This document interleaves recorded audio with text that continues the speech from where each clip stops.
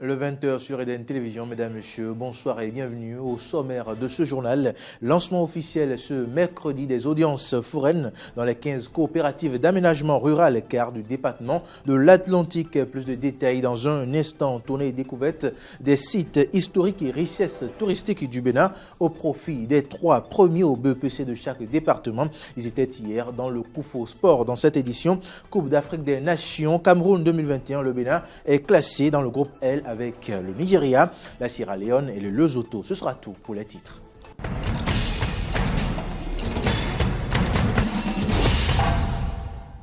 Merci de votre fidélité renouvelée à Eden Télévision. Je vous le disais en titre, le préfet Jean-Claude Koudia a procédé au lancement officiel des audiences foraines dans les 15 coopératives d'aménagement rural car du département de l'Atlantique. La cérémonie de lancement a eu lieu dans la soirée de ce mercredi 17 juillet 2019 dans l'arrondissement de Rinvi, commune d'Alada, en présence des élus locaux, des autorités judiciaires et de la population. Reportage.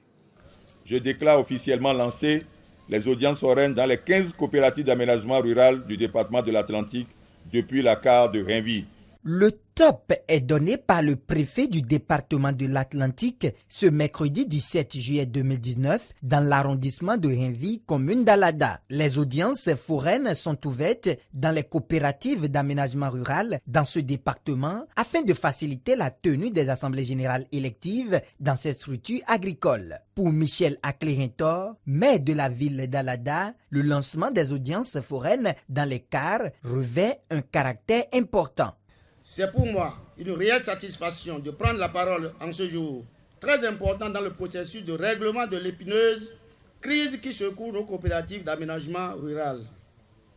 C'est une initiative qui mérite d'être saluée et félicitée, car à coup sûr, elle demeure le goulot d'étranglement à lever pour trouver une solution non seulement durable, mais aussi définitive à la dissension qui tribalise la gestion de nos CAR et UCA. Après avoir salué la détermination et la bravoure du chef de l'État dans la résolution de la crise au sein des coopérations d'aménagement rural, Jean-Claude Koudia, préfet de l'Atlantique, revient sur quelques statistiques du travail déjà accompli. Sur les 15 coopératives d'aménagement rural du département de l'Atlantique, effectif total des coopérateurs de base, 6 013 personnes. Effectif total des coopérateurs décédés recensés, 4 935. Effectif total de coopérateurs vivants recensés, 119. Pourcentage des coopérateurs recensés, 84,5%.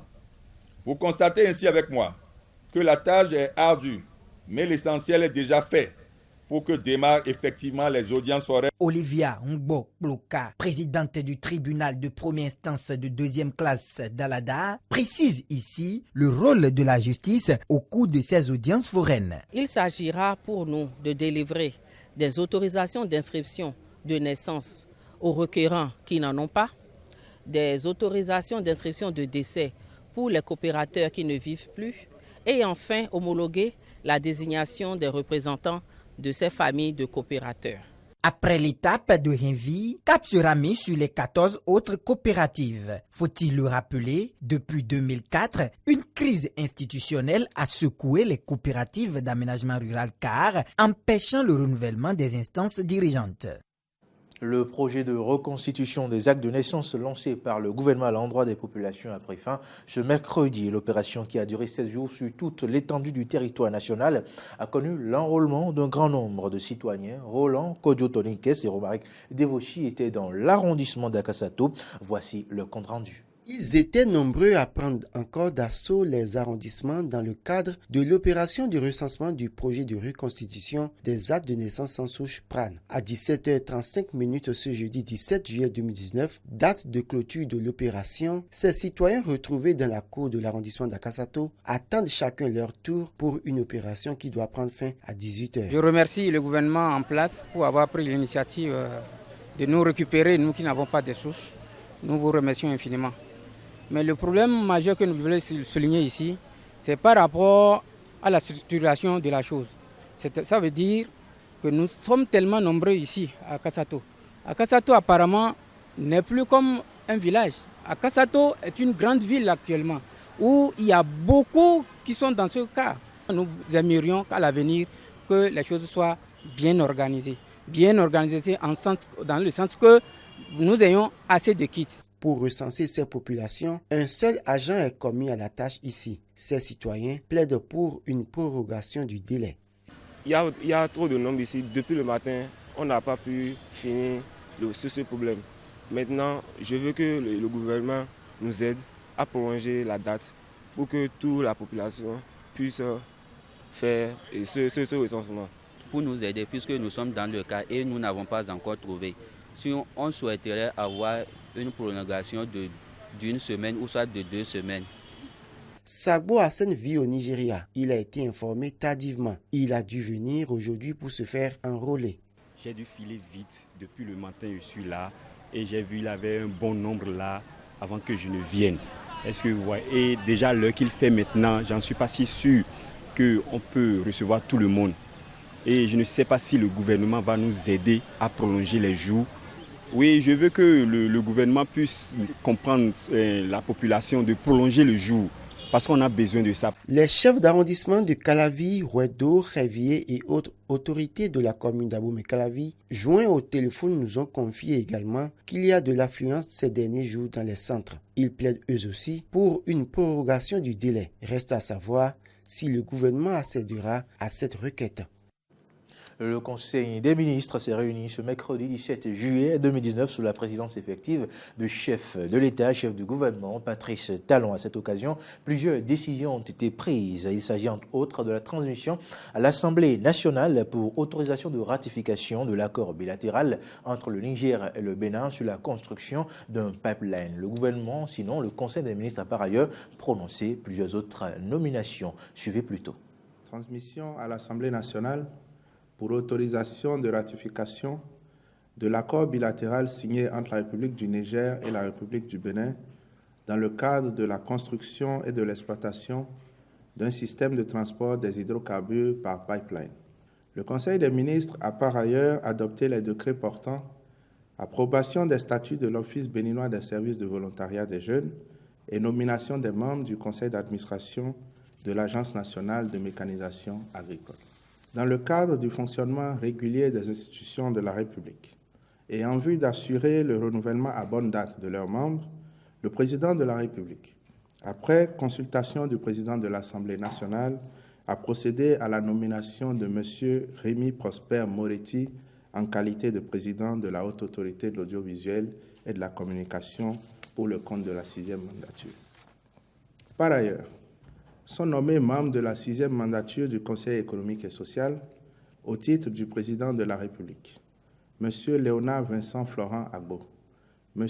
Chabi Maurice Katocha, M. Benoît Sakou. Au titre du Bureau de l'Assemblée nationale, M. David Dansou, M. Eugène Dossumo. Au titre des catégories socio-professionnelles, organisation d'employeurs, M. Nicolas Adabé, M. Thomas Agbotousso, M. Philippe Johnson, M. Albin Felijo. Syndicat des travailleurs, M. Anselme Amoussou, M. Moudachirou Bachabi, M. Noël Chadaré, M. Emmanuel Zounon. Association de développement, M. Issifou Sidi, M. Noubaye Mpossi, M. Tabé Bian, M. Nestor Wadani, M. Olagoke Aruna Lawani, M. Soumanu Oke. Organisation d'artisans, M. Soufianou Imoru, M. Kokou Sylvain Segla. Organisation d'artistes et d'animateurs culturels, M. Claude Balogou. Fédération sportive, M. Léonide Baguidi, M. Nathanaël Koti. Représentants des professions libérales, Madame Christiane Paraíso, M. Franck Carlos Assoba. Organisation de chercheurs, M. Aristide Agbokounou, Madame Micheline Beha. Organisation de personnes exerçant des activités sociales, M. Victor Bedo, M. Vincent Koba. Enfin, au ministère de l'Intérieur et de la Sécurité publique, sur proposition du ministre, le contrôleur général de police Soumaïla Alabi Yaya est nommé directeur général de la police républicaine. Comme vous venez de l'entendre, Soumaïla Yaya est désormais le nouveau directeur général de la police républicaine. Il remplace ainsi Nazer Rounompé après un ancien mois au poste de directeur général adjoint. Eh bien, quelques citoyens se sont prononcés au micro de Linda Kao et de Denis Maroya sur cette nomination. Non, il est éternel. On a changé Rounompé. Si Rounompé était décédé, est-ce que quelqu'un d'autre n'allait pas prendre sa place? S'il était tombé malade, invalide, est-ce que quelqu'un d'autre ne va pas prendre sa place? Et si le chef a changé, le chef a ses raisons de changer. C'est moi le gouvernant, c'est moi le capitaine. Et si je dois prendre des gens sous moi qui doivent travailler avec moi, je dois avoir des raisons valables de les maintenir là. Et si, à un moment donné, le chef trouve qu'il a déjà bien servi, qu'il peut être déployé ailleurs, nous n'avons pas à refuser. Le tout, aujourd'hui, c'est de prier pour que celui qui l'a changé, l'actuel DGPN, joue efficacement le rôle qui lui est dévolu, le rôle qui est le leur. Il ne faudrait pas qu'il soit moins meilleur que celui qui est venu changer. L'État est une continuité. Si le premier magistrat a jugé bon de changer l'ancien DGPN, alors il sait pourquoi. Parce qu'il y a beaucoup de choses qui se sont dites sur l'ancien directeur général de la police républicaine. Je pense bien le nouveau directeur général de la police républicaine n'a qu'à savoir qu'un grand boulot l'attend. Il vient d'être nommé. On ne pourra le juger qu'à la fin, ou bien on pourra le juger qu'après exécution de sa tâche. Bon, il vient de remplacer celui qui était le général.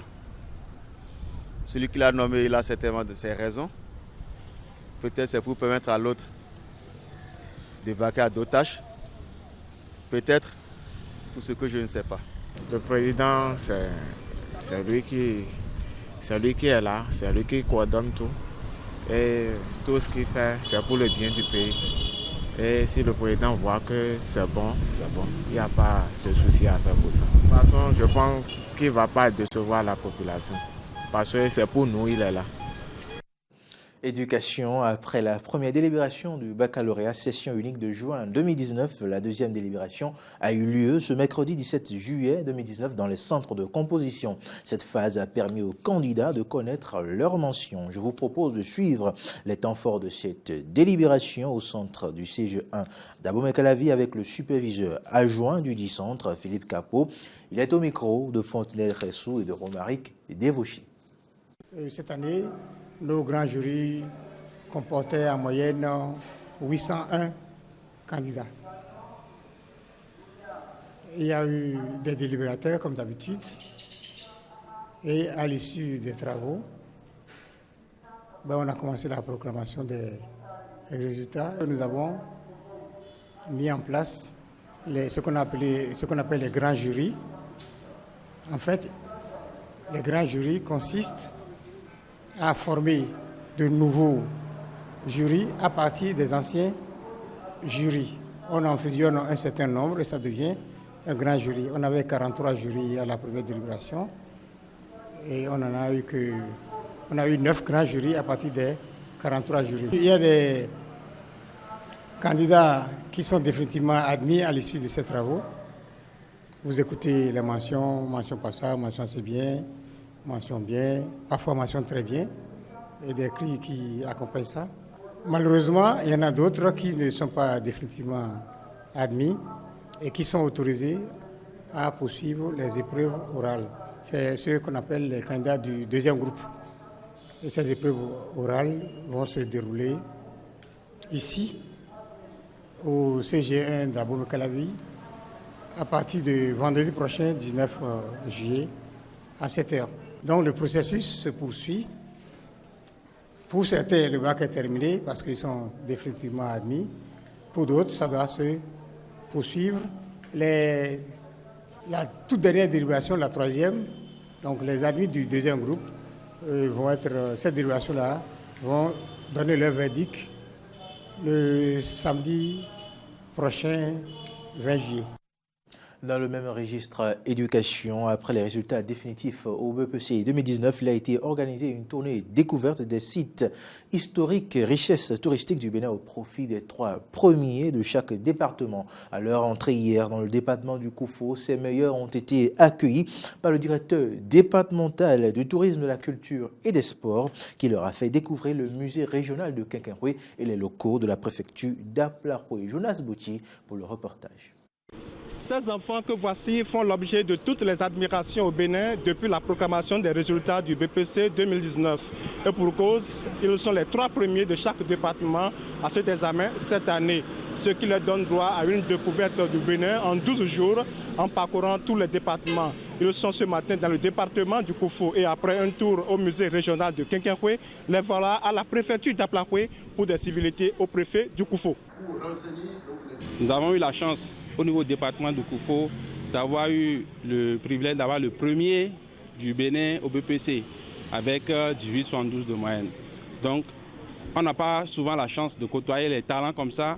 C'est un privilège pour moi de les avoir accueillis et que le préfet puisse leur dire quelques mots d'encouragement et les inciter à maintenir le cap pour qu'en 2022 on puisse les avoir en tant que meilleurs au bac. Après la visite des locaux de la préfecture d'Aplaroué sous le guide du directeur départemental du tourisme, Brian Djoko, et du préfet du Koufo, les meilleurs au BPC 2019 ont eu droit au sage conseil de Christophe Megbedji. En faisant l'effort d'être parmi les 3 premiers, vous êtes condamnés à faire mieux.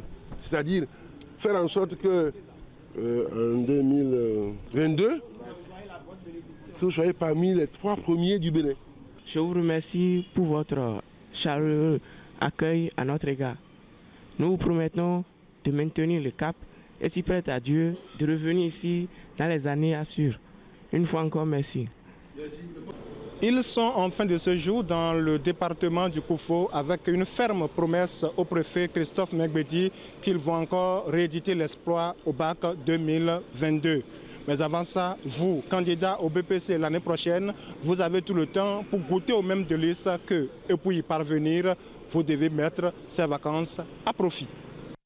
Eh bien, le 23 mai 2018, la Haute Autorité de l'Audiovisuel et de la Communication suspendait le quotidien La Nouvelle Tribune de publication jusqu'à nouvel ordre. Après un long feuilleton judiciaire, le quotidien a eu gain de cause.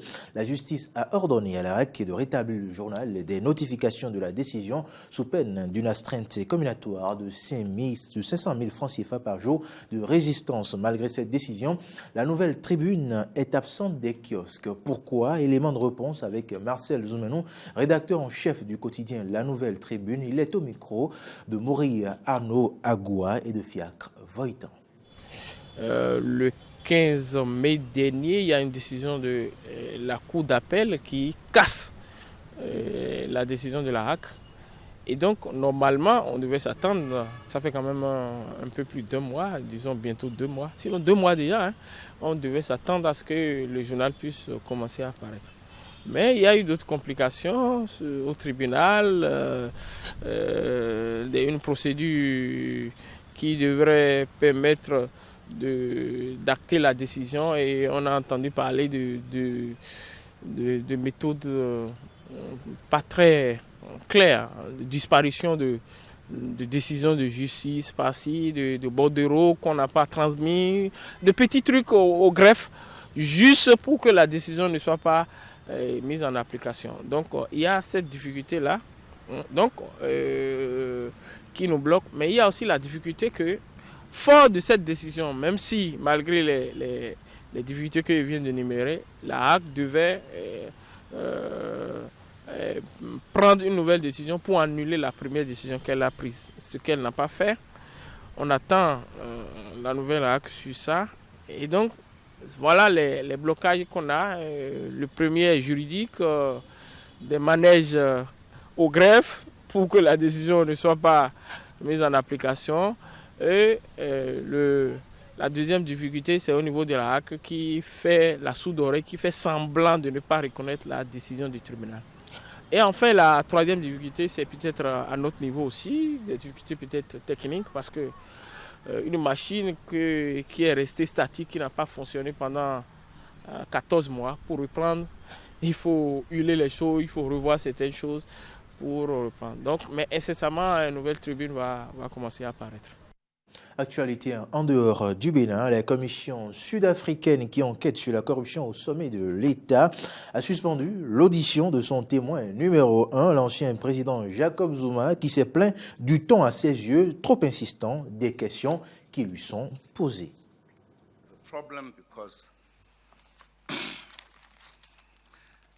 J'ai un problème. J'ai un problème parce qu'on me fait aller dans des détails qui sont des détails de subalterne. Cela me pose problème parce que je ne suis pas un secrétaire de cabinet qui prend des notes.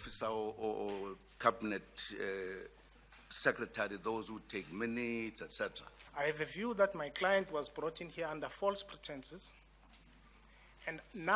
J'ai le sentiment que mon client a été amené ici sous un faux prétexte et maintenant il doit décider s'il souhaite ou non subir un contre-interrogatoire, car c'est bien ce dont il s'agit, un contre-interrogatoire. Whether he wants to be cross-examined, because it's clear, it's just been confirmed, he's being cross-examined. It has been decided that il a été décidé que nous devions ajourner l'audience pour aujourd'hui.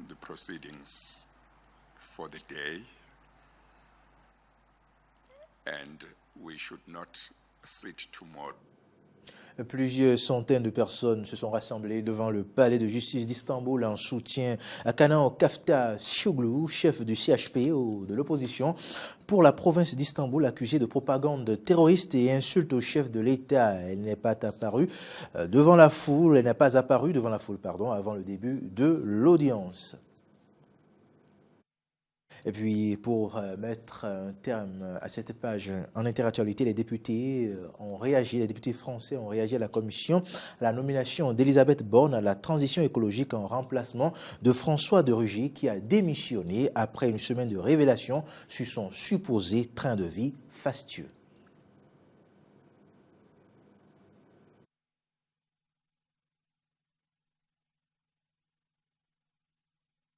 Nouveau changement de casting mercredi au Sénat pour l'examen du projet de loi énergie et climat. Elisabeth Borne a pris place au banc des ministres occupé la veille par la secrétaire d'État Emmanuelle Wargon, qui avait elle-même remplacé au pied levé François de Rugy, démissionnaire.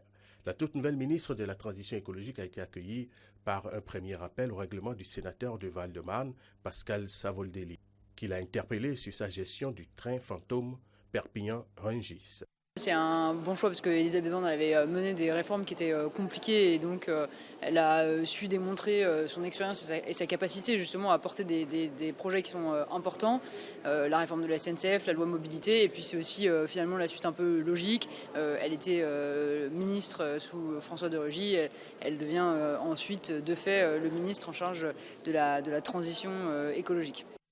La réforme de la SNCF a été menée à bien, elle est maintenant en place. Elle a également mené à bien la question des mobilités, qui était une réforme emblématique. Alors ça repassera à l'Assemblée et au Sénat, mais c'est quelqu'un qui connaît bien ces dossiers, qui connaît bien l'administration et qui saura encore une fois mettre en œuvre les priorités du quinquennat sur ce sujet.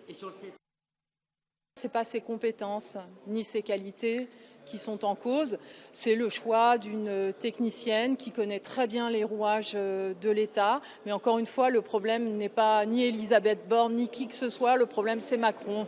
Voilà. Le projet de loi a été enfanté par Nicolas Hulot, annoncé en Conseil des ministres par François de Rugy, défendu mardi devant le Sénat par Emmanuelle Wargon et sera probablement accouché par vous-même, a-t-elle énuméré. La stratégie énergétique de la France pour les prochaines décennies mérite mieux que cet examen en pointillé. Aujourd'hui, le président de la République n'a plus trop de compétences autour de lui pour prendre des femmes et des hommes qui doivent occuper des postes ministériels fondamentaux. Il est obligé de recycler dans ses propres ministres pour avoir un ministre de la Transition écologique. Donc je trouve que c'est surtout la preuve de l'assèchement du vivier macroniste. Elle maîtrise les dossiers, personne ne conteste ça. Par contre, d'ici à penser à ce qu'elle soit une locomotive pour la transition énergétique, j'ai un doute. Revenons un peu plus tard sur la question du Perpignan-Rungis. Mme Borne a estimé que la bonne façon d'avancer, c'est que tout le monde se mette autour de la table et que des clients viennent utiliser ce train. Sport, dans cette édition, la Confédération africaine de football a procédé ce jour au tirage au sort des éliminatoires de la CAN 2021 dont la phase finale se déroulera au Cameroun. Ce sont les 8 sélections les moins bien classées qui ont d'abord été tirées au sort. Le Libéria sera face au Tchad, le Soudan du Sud aux Seychelles, Maurice face à Sao Tomé et le Djibouti affrontera la Gambie. Ces matchs se dérouleront entre le 7 et le 15 octobre prochain. Les 4 qualifiés rejoindront la phase de groupe. 12 groupes ont été constitués. Le Bénin, membre du groupe L, a comme compagnon le Nigeria, la Sierra Leone et le Lesotho. Les 2 premiers de chaque groupe se qualifieront pour la phase finale au Cameroun. Eh bien, c'est la fin de cette édition. Merci de l'avoir suivi. À bientôt.